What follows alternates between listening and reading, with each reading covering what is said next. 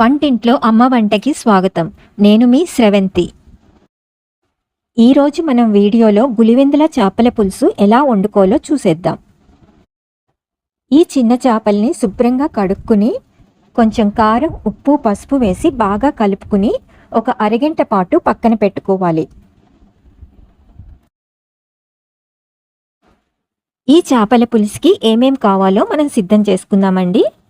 5 చిన్న ఉల్లిపాయలు, 5 బెండకాయలు, 5 పచ్చిమిరపకాయలు, కొంచెం కరివేపాకు, కొంచెం కొత్తిమీర, అలాగే చింతపండు, ఇంకా కారం, ఉప్పు, మెంతులు, జీలకర్ర, అల్లం వెల్లుల్లి పేస్ట్, గరం మసాలా, ధనియాల పొడి, జీలకర్ర.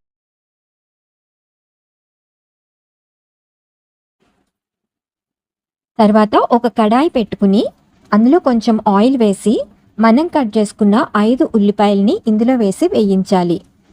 ఉల్లిపాయలని కొంచెం పెద్దగానే కట్ చేసేసుకోండి, ఎందుకంటే మిక్సీ పట్టేస్తాము. చిన్న చిన్నగా ఏమీ కట్ చేసుకోవాల్సిన లేదు. ఈ ఉల్లిపాయలు ట్రాన్స్పరెంట్ కలర్ వచ్చిన తర్వాత, ఉల్లిపాయలు చల్లారిన తర్వాత ఒక మిక్సీ గిన్నెలోకి తీసుకుని పేస్ట్ చేసుకుని పక్కన పెట్టుకుందాం. ఇప్పుడు చేపల పులుసు వండుకునే కడాయి పెట్టుకుని అందులో మనం కొంచెం ఆయిల్ వేసి, ఆయిల్ కొంచెం ఎక్కువ వేయండి, నాన్ వెజ్ కర్రీస్కి ఆయిల్ ఎక్కువే పడుతుంది. ఆయిల్ వేసి కొంచెం జీలకర్ర, మెంతులు, అలాగే అల్లం వెల్లుల్లి పేస్ట్ ఇవన్నీ కూడా దోరగా వేగాలండి.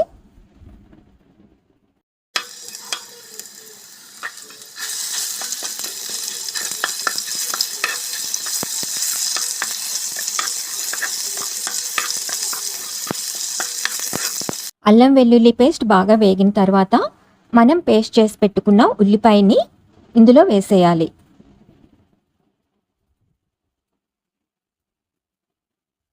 కొంచెం సాల్ట్, అలాగే కొంచెం కారం కూడా వేసుకోండి. ఆల్రెడీ చేపల్లో వేసుకున్నాం కాబట్టి ఇక్కడ ఎంత కావాలో అంతే వేసుకోండి.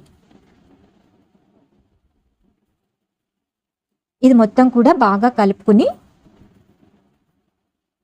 కింద అడుగంటకుండా కలుపుకుంటూ ఉండాలి.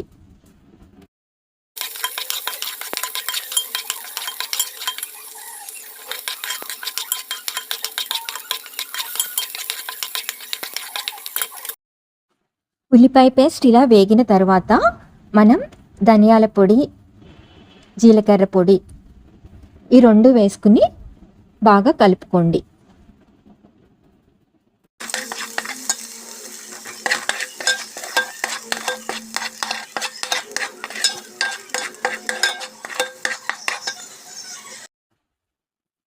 ఇప్పుడు కొంచెం చింతపండు పులుసు వేద్దామండి. మళ్ళీ ఇంకోసారి చింతపండు పులుసు వేస్తాము. ఈ చింతపండు పులుసు మొత్తం కూడా ఉల్లిపాయతో కలిసే విధంగా బాగా కలుపుకుందాము.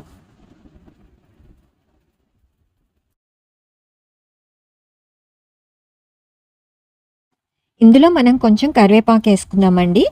అలాగే చింతపండు పులుసు, మనకు పులుసు ఎంత కావాలో అంత క్వాంటిటీ ఆఫ్ చింతపండు పులుసుని మనం వేసుకుందామండి.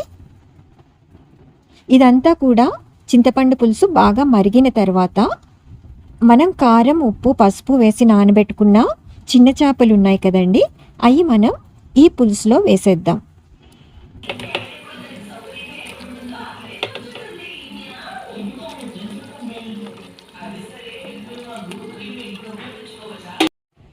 చిన్న చేపలు మొత్తం వేసేసిన తర్వాత బాగా కలుపుకోండి. చేపలు ఉడికిన తర్వాత మరలా మనం స్పూన్ పెట్టమన్నమాట, విరిగిపోతాయి. కాబట్టి ఇప్పుడే స్పూన్తో చక్కగా కలిపేసుకోండి.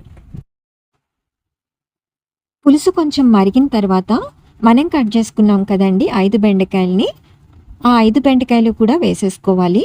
అలాగే పచ్చిమిరపకాయలు 5 కట్ చేసుకున్నాం కదా, ఆ 5 పచ్చిమిరపకాయలు కూడా వేసేసుకోండి. అలాగే కొంచెం గరం మసాలా ఇవన్నీ కూడా వేసేసుకున్న తర్వాత మనం స్పూన్తో కలపకుండా ఈ విధంగా కలుపుకోవాలన్నమాట.